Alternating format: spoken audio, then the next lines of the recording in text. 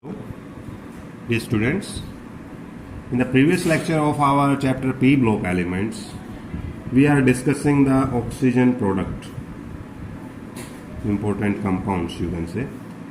We first discussed the dioxygen one, okay, then we discussed simple oxides particularly. So next one is today to discuss is O3, that is your ozone particular, okay. So you know that ozone is have great importance. In atmosphere its percentage is quite low, but at a 20 kilometer height its concentration is quite considerable, and at that it is used, it also prevent us from the UV radiations there. Now first thing, how will you preparation of ozone you will do. Preparation of ozone can be done by using the oxygen, and you will do a silent electrical discharge. Okay, in a tube you will take a oxygen gas and you will pass the electrical discharge in particularly very smaller manner. So your O2 converted into ozone particle at that time. So by silent electrical discharge, only the composition we will get of ozone is 10%. If you want to increase the concentration, you can use battery ozonizer and its concentration will get increased up to, you can increase it to any extent, but of above 30% it will not be stable and it will turn out highly explosive in nature, because when you are converting O2 to O3, it's a showing positive change in the enthalpy, mean to say the process is endothermic. So if we increase the concentration, O3 again converting into O2 and release the energy of the same amount, mean to the conversion of ozone to oxygen will become exothermic, and if it is happening at a faster rate, then it will become explosive in nature. So that's why we are not usually do not increase the concentration of ozone particularly to a more than that concentration. Now this is the preparation method. So by silent electrical discharge. That's why we have to pass even silent electrical discharge, because at higher electrical discharge more percentage will form of the ozone, and that will turn out in the exothermic reaction backward move, and it will turn out in an explosive manner. Now next one is the properties. So properties, if you talk, it's a pale blue gas. Ozone is a pale blue gas. If you talk about the liquid state of it, it will become dark blue liquid. It will convert into solid, then it will become violet black, mean to say in different condition, but ozone exists as a gaseous which is pale blue, okay, mean to say light blue color that here. It have characteristic smell. Its smell is quite different, so it have characteristic smell here particularly, okay. Even small concentration is harmful of this one, so that's why we are preparing it also at a very lower concentration. So we know the color now, we know the characteristic smell, okay, and you know that the reverse process is quite highly exothermic, and that's why it is explosive in nature. Now if you talk about the chemical properties one, so first you will tell is oxidizing nature, that ozone is a good oxidizing agent, because ozone easily release the nascent oxygen present in this one, okay. So that also can oxidize many compounds like lead sulfide particularly is get converted into lead sulfate particularly, okay. So easily it get iodide ion also. Iodide ion by using the ozone particularly easily can be oxidized in the form of iodine particularly here, okay. So this is the nascent oxygen which is actually oxidizing in both these reactions. So it is a good oxidizing agent particularly, okay. Now next thing you need to discuss is about that you know that ozone is quite important at higher level at 20 kilometer, which is ozone layer, which is protecting us from UV radiation. So there it is getting depleted. Why? Because nitric oxide is released by planes, you can say aeroplanes, whatever kind, in the atmosphere, and this nitric oxides easily combine with ozone to give out nitrogen dioxide and oxygen. So ozone, that's why get converted, or in this reaction you see that ozone is getting used. So that's the reaction reason for the depletion of the ozone layer. So in chemical property you have to tell one the depletion thing, and the second thing is its oxidizing nature. Okay.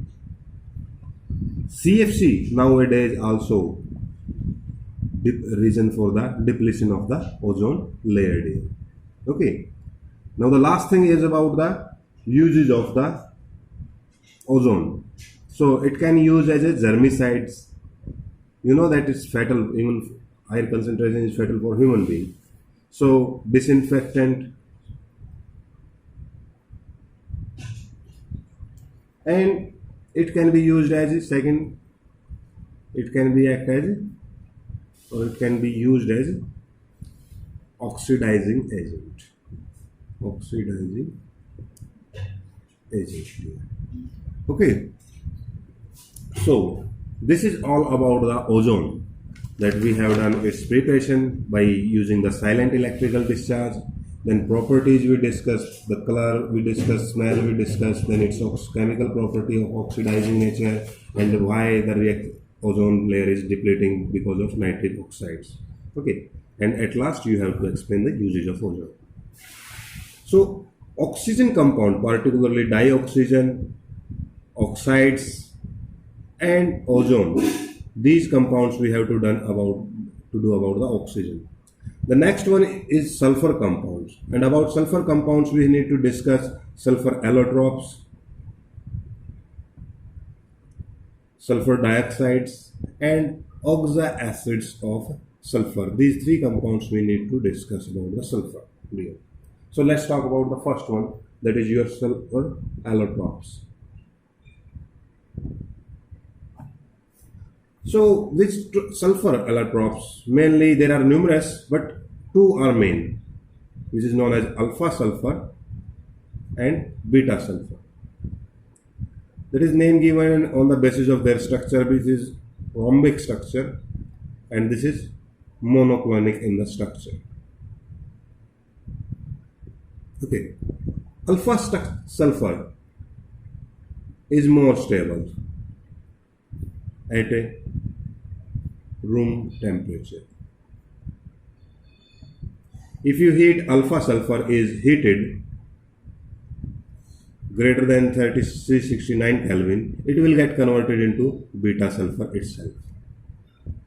Okay, it is colorless particularly, and alpha sulfur have yellow color.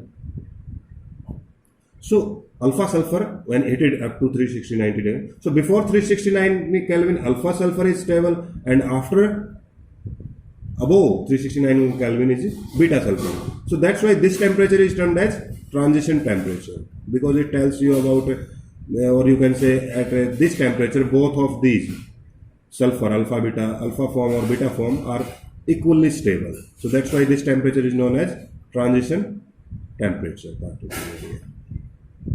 Now, a little bit more about the structures particularly, that sulfur exists in both alpha and beta in form of S8 molecule, which have crown shape. Crown shape, like there, 8 sulfur atoms particularly are arranged in this manner.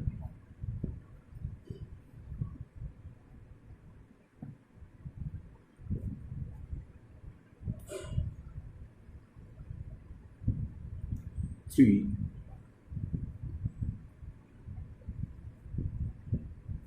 pure sulfur.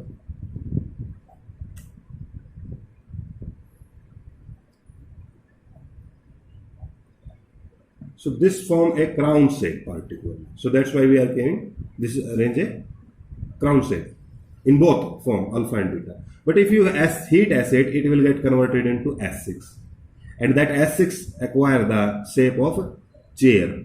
Chair shape structure get attained in S6 molecule. I am drawing that one to sulfur particularly.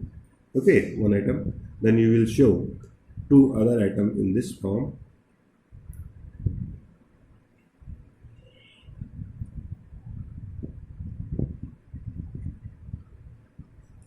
And at last one. So this attain a chair structure particularly S6 molecule.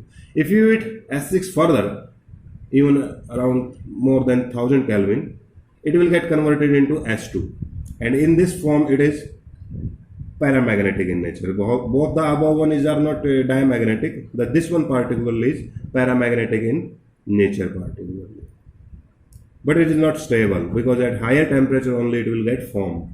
Okay, so the most stable is S8, in which naturally it is acting in two conditions: at this temperature, below this temperature at alpha, and after that in beta cell.